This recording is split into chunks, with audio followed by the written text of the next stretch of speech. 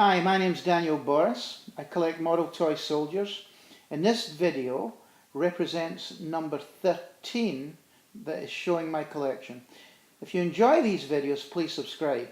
The figures can be made available for sale, and I can be reached at danielborris@yahoo.ca. This first grouping is a double set of antique William Britton's hollow cast Band of the Life Guards, set 101. It was first produced in the gold jackets in 1919 and was available until 1941. I bought the first set from Mr. Dillon's antique store in Toronto and the second set at auction. They are rare but findable. They are in mint condition, as is most of my collection. The combined set consists of 19 mounted bandsmen.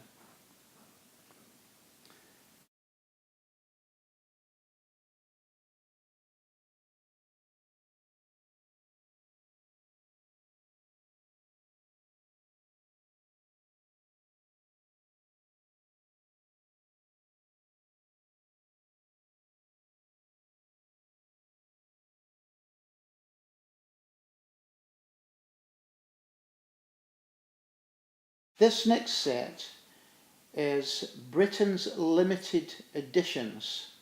The set consists of 3 limited editions. At one point in my collecting career, I wanted to own all of them, as well as everything else. These 3 are the Honourable Artillery Company, the Cheshire Regiment, and the 9th to 12th Lancers. Total figures in the group, 21 foot, 5 mounted.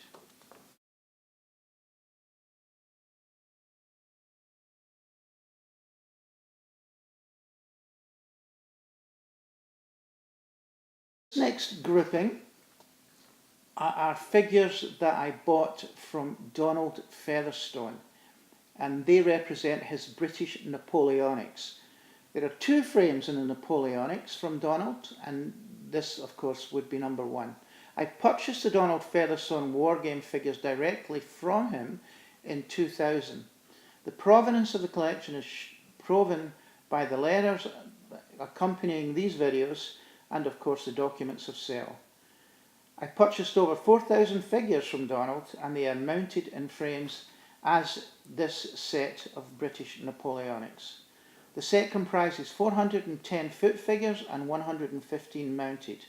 The figures manufacturers include Les Higgins, Hinchcliffe, Old Minifigs, Hinton Hunt, etc.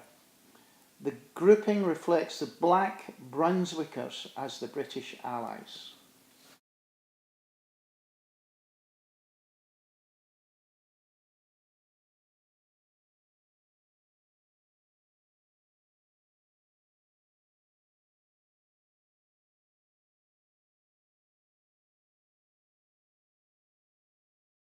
This next grouping shows Crusaders and Saracens.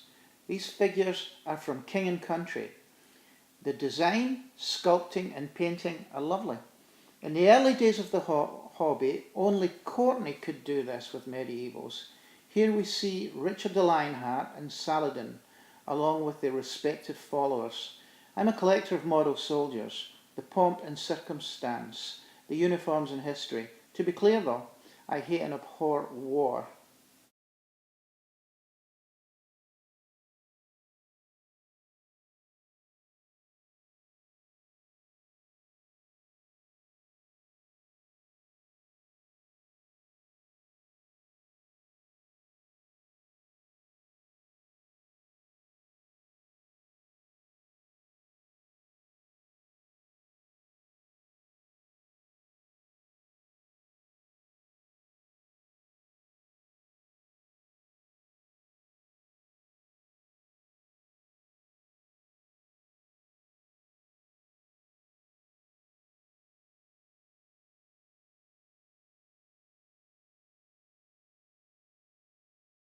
This next grouping, as you would expect, is one of my favourites.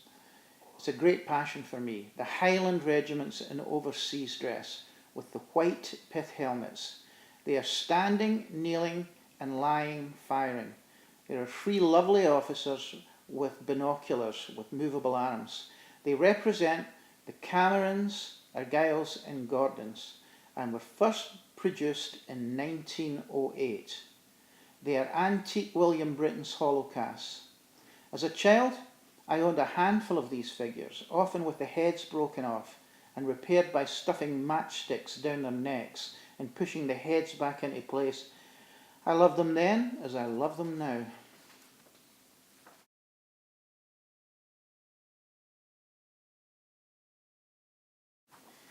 This next set is part of a collection belonging to the grandson of Cyrus Eaton.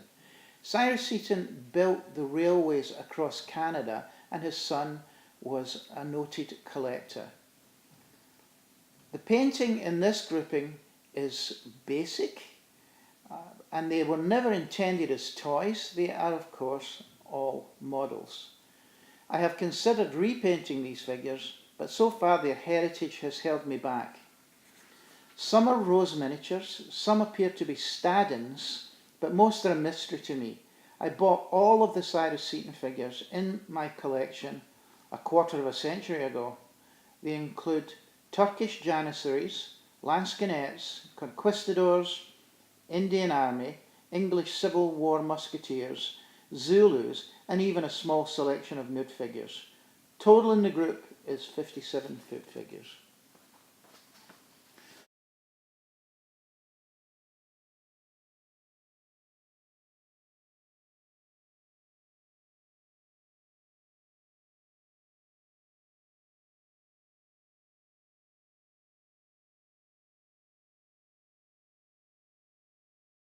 This next grouping is the D-Day landing craft, a stunning landing craft at the time of the D-Day landings in Normandy, modelled and produced by King and Country.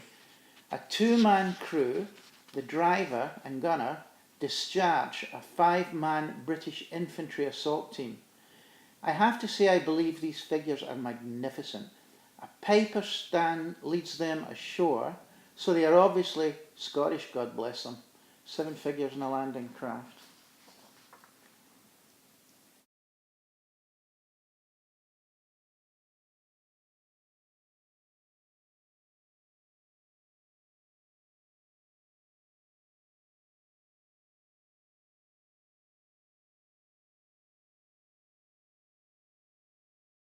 This next grouping is the Real West. This is a small grouping by King and Country. Once again, I am attempting to tell a story with a small number of figures. The story is the Battle of Little Bighorn. This was a disaster for Custer and the 7th Cavalry. As they rode into an ambush and heavily outnumbered, they were annihilated. The 8-figure vignette shows the cavalry rallied round their leader and standard as the Sioux press home their attack. It speaks volumes for King and Country that such a small grouping of their figures can tell this story. There are 5 dismounted cavalry, 2 dismounted Sioux, and 1 mounted Sioux in this grouping.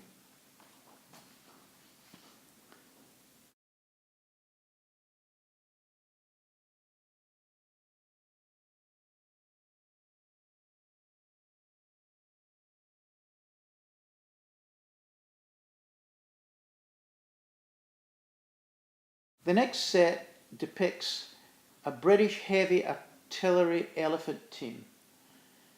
It's from Tradition of London and is a limited edition. It consists of a heavy artillery piece being towed by 2 elephants during the time of the Raj.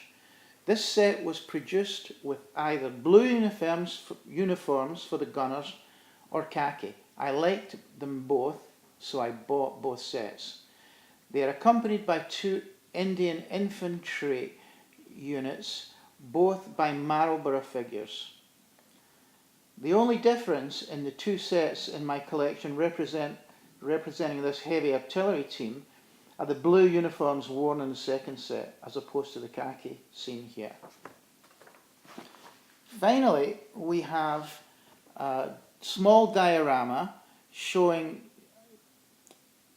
George Washington accepting the surrender of Cornwallis at the end of the American War of Independence.